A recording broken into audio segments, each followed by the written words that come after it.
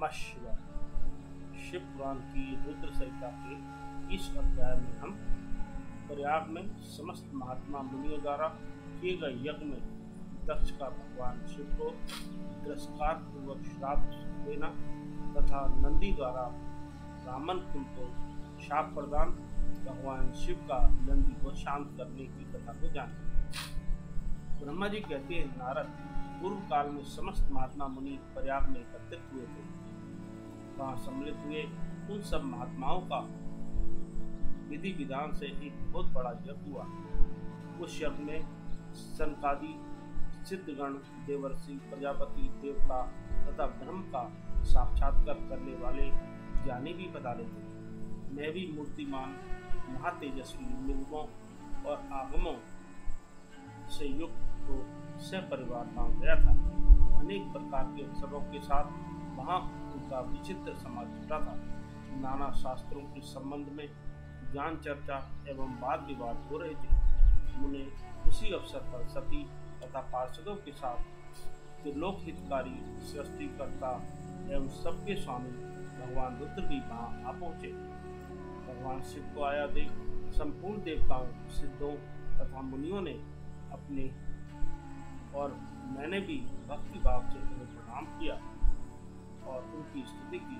फिर शिव की आज्ञा पाकर सब लोग प्रसन्नता पूर्वक यथास्थान बैठ गए। भगवान का दर्शन पाकर सब लोग संतुष्ट थे और अपने सौभाग्य की सराहना करते थे। इसी बीच प्रजापतियों के भी पति प्रभु दक्ष, जो बड़े तेजस्वी थे, अकस्मात घूमते हुए प्रसन्नता पूर्वक वहां आए।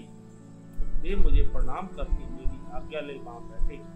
दक्ष उन दिनों समस्त ब्रह्मांड के अधिपति बनाए गए थे, अतएव सबके द्वारा सम्मानीय थे, परंतु अपने इस गौरवपूर्ण पद को लेकर उनके मन में बड़ा अहंकार था, क्योंकि वे तत्व ज्ञान से शून्य थे। उस समय समस्त देवर्षियों ने नतमस्तक हो स्तुति और प्रणाम के द्वारा दोनों हाथ जोड़कर उत्तम तेजस्वी दक्ष का आदर सत्कार किया।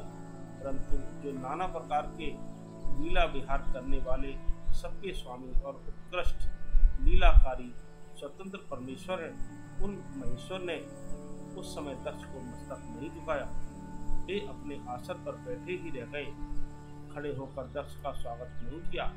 महादेव जी को वहां मस्तक झुकाते न देख मेरे पुत्र प्रजापति दक्ष मन ही मन प्रसन्न हो गए। उन्हें रुद्र पर सहसा क्रोध आ गया।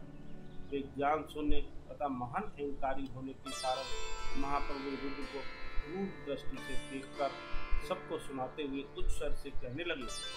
दक्ष ने कहा, ये सब देवता, असुर, श्रेष्ठ ब्राह्मण तथा ऋषि मुझे विशेष रूप से मस्तक झुकाते हैं, परंतु वह जो प्रेतों और पिशाचों से घिरा हुआ महामानसी बनकर बैठा है, वह दुष्ट मनुष्य के समान क्यों मुझे प्रणाम नहीं करता?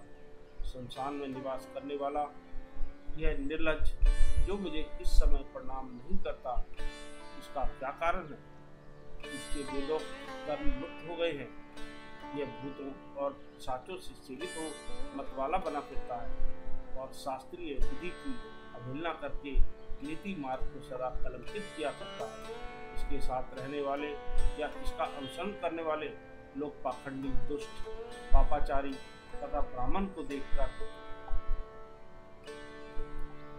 उद्दंडता पूर्वक उसकी निंदा करने वाले होते हैं। यह स्वयं ही स्त्री में आसक्त रहने वाला तथा रति कर्म में ही दक्ष है, अतः मैं इसे शाप देने को उद्यत हुआ हूँ।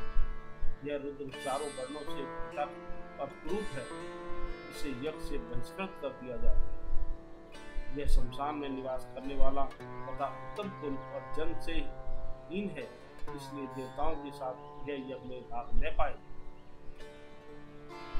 ब्रह्मा जी कहते हैं, नारद, दक्ष की कही हुई यह बात सुनकर भृगु आदि बहुत से महर्षि रुद्र देव को दुष्ट मानकर देवताओं के साथ उनकी निंदा करने लगे। दक्ष की बात सुनकर नंदी को बड़ा रोष हुआ। उनके नेत्र चंचल हो उठे और वे दक्ष को शाप देने के विचार से तुरंत इस प्रकार बोले। नंदीश्वर ने कहा, अरे वे मामूढ़, दुष्ट बुद्धि सठ दक्ष, तूने मेरे स्वामी महेश्वर को यज्ञ से बहिष्कृत क्यों कर दिया? जिनके स्मरण मात्र से यज्ञ सफल और तीर्थ पवित्र हो जाते हैं, उन्हीं महादेव जी को तूने शाप कैसे दे दिया? तो बुद्धि दक्ष, तूने ब्राह्मण जाति की चपलता से प्रेरित हो इन रुद्रदेव को व्यर्थ ही शाप दे डाला है। महाप्रभु रुद्र सर्वथा निर्दोष है, तथापि तूने व्यर्थ ही उनका उपहास किया है। ब्रह्मादम जिन्होंने इस जगत की सृष्टि की, जो इसका पालन करते हैं और अंत में जिनके द्वारा इसका संहार होगा, उन्हीं इन महेश्वर रूप को तुमने शाप कैसे दे दिया? नंदी के इस फटकारने पर प्रजापति दक्ष रोष में आगूला हो गए।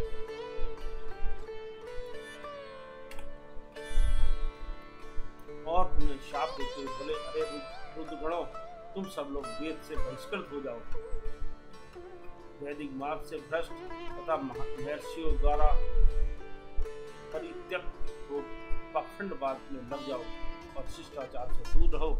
सिर पर जटा और शरीर में भस्म एवं हड्डियों के आभूषण धारण करके मद्यपान में आसक्त रहो। जब दक्ष ने शिव के पार्षदों को इस प्रकार शाप दे दिया, तब उस शाप को सुनकर शिव के प्रिय भक्त नंदी अत्यंत रोष के वशीभूत हो गए।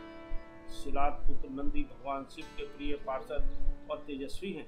वे गर्व से भरे हुए महादुष्ट दक्ष को तत्काल इस प्रकार उत्तर देने लगे।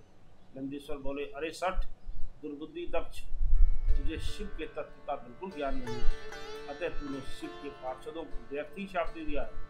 अहंकारी दक्ष, जिनके चित्त में दुष्टता भरी है, उन भगु आदि ने भी ब्रह्मत्व के अभिमान में आकर महाप्रभु महेश्वर का उपहास किया है। अतः यहाँ जो भगवान रुद्र से विमुख तुझ जैसे दुष्ट ब्राह्मण विद्वान हैं, उनको मैं रुद्र तेज के प्रभाव से ही शाप दे रहा हूँ। तुझ जैसे ब्राह्मण कर्मफल के प्रशंसक वेद बाद में फंसकर वेद के तत्व ज्ञान से शून्य हो जाए। वे ब्राह्मण सदा भोगों में तन्मय रहकर स्वर्ग को ही सबसे बड़ा पुरुषार्थ मानते हुए स्वर्ग से बढ़कर दूसरी कोई वस्तु नहीं ऐसा कहते हैं, तथा क्रोध, लोभ और मद से युक्त निर्लज्ज चुप बने रहे। जितने ही ब्राह्मण वेद पाठ को सामने रखकर शूद्रों का योग कराने वाले और दरिद्र होंगे, सदा दान लेने में ही लगे रहेंगे, दूषित दान ग्रहण करने के कारण वे सब के सब नरकगामी होंगे। दक्ष, इनमें से कुछ ब्राह्मण तो ब्रह्म राक्षस भी होंगे, जो परमेश्वर शिव को सामान्य देवता समझकर उसे द्रोह करता है। फिर दुष्ट बुद्धि वाला प्रजापति दक्ष तत्व ज्ञान से विमुख हो जाए। वह विषय सुख की इच्छा से कामना रूपी कपट से युक्त धर्म वाले गृहस्थाश्रम में आसक्त रहकर कर्म कांड का तथा कर्म फल की प्रशंसा करने वाले सनातन वेद बात का ही विस्तार करता रहे। इसका आनंददायी मुख नष्ट हो जाए, यह आत्मज्ञान को भूलकर पशु के समान हो जाए तथा यह दक्ष कर्म भ्रष्ट हो शीघ्र ही बकरे के मुख से युक्त हो जाए। शाप सुनकर मैंने बारंबार उसकी तथा भृगु आदि ब्राह्मणों की भी निंदा की। सदाशिव महादेव जी भी नंदी की यह बात सुनकर हंसते हुए उसे मधुर वाणी में बोले, मैं नंदी को समझाने लगे। सदाशिव ने कहा, नंदिनी, मेरी बात सुनो, तुम तो परम ज्ञानी हो, तुम्हें क्रोध नहीं करना चाहिए। तुमने भ्रम से यह समझकर कि मुझे शाप दिया गया, व्यर्थी ब्राह्मण तुमको शाप दे डाला। वास्तव में मुझे किसी का शाप हो ही नहीं सकता, अतः तुम्हें उत्तेजित नहीं होना चाहिए। वेद मंत्राक्षर में और सुख में है, उसके प्रत्येक सुख में समस्त वेदधारियों के आत्मा परमात्मा प्रतिष्ठित है। अतः उन मंत्रों की ज्ञाता नित्य आत्म देता है। इसलिए तुम दोष वक्त उन्हें शाप न दो। किसी की बुद्धि कितनी ही दूषित क्यों न हो, वह कभी वेदों को शाप नहीं दे सकता। इस समय मुझे शाप नहीं मिला है, इस बात को तुम्हें ठीक ठीक समझना चाहिए। महामते, तुम संसारी सिद्धों को भी तत्व ज्ञान का उपदेश देने वाले हो, अतः शांत हो जाओ। मैं भी यज्ञ कर्म हूँ, यज्ञों के अंगभूत, समस्त उपकरण भी मैं ही हूँ। यज्ञ की आत्मा मैं हूँ, यज्ञ परायण यजमान भी मैं हूँ और यज्ञ से बहिष्कृत भी मैं ही हूँ। यह कौन, तुम कौन और ये कौन, वास्तव में सब मैं ही हूँ।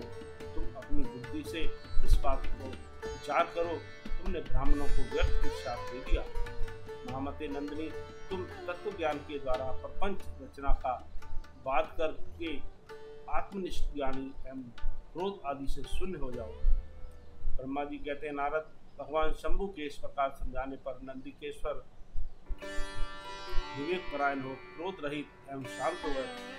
भगवान शिव भी अपने प्राण प्रिय पार्षद नंदी को शीघ्र ही तत्व का बोध कराकर प्रमुख गणों के साथ वहां से प्रसन्नता पूर्वक अपने स्थान पर चल दिए। इधर रोषावेश से युक्त दक्ष भी ब्राह्मणों से घिरे हुए अपने स्थान पर लौट गए, परंतु उनका चित्त शिव द्रोह में ही तत्पर था। उस समय रुद्र को शाप दिए जाने की घटना का स्मरण करके दक्ष सदा महान रोष से भरे रहते थे।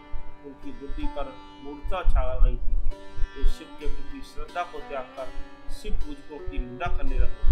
नारद, इस प्रकार परमात्मा शंभु के साथ दुर्व्यवहार करके दक्ष ने अपनी जिस दुष्ट बुद्धि का परिचय दिया था वह मैंने तुम्हें बता दी। अब तुम उनकी प्रकाष्ठा को पहुंची हुई दुर्बुद्धि का वृत्तांत सुनो, मैं बता रहा हूँ। इस प्रकार शिव पुराण का ये अध्याय समाप्त होता है और अगले अध्याय में दक्ष के द्वारा महान यज्ञ का आयोजन करना, उसमें ब्रह्मा विष्णु देवताओं और ऋषियों का आगमन करेंगे और दक्ष द्वारा सबका सत्कार यज्ञ का आरंभ, दधीची द्वारा भगवान शिव को बुलाने का अनुरोध और दक्ष के विरोध करने पर शिव भक्तों को वहां से निकल जाना, की कथा के बारे में जानेंगे। ओम नमः।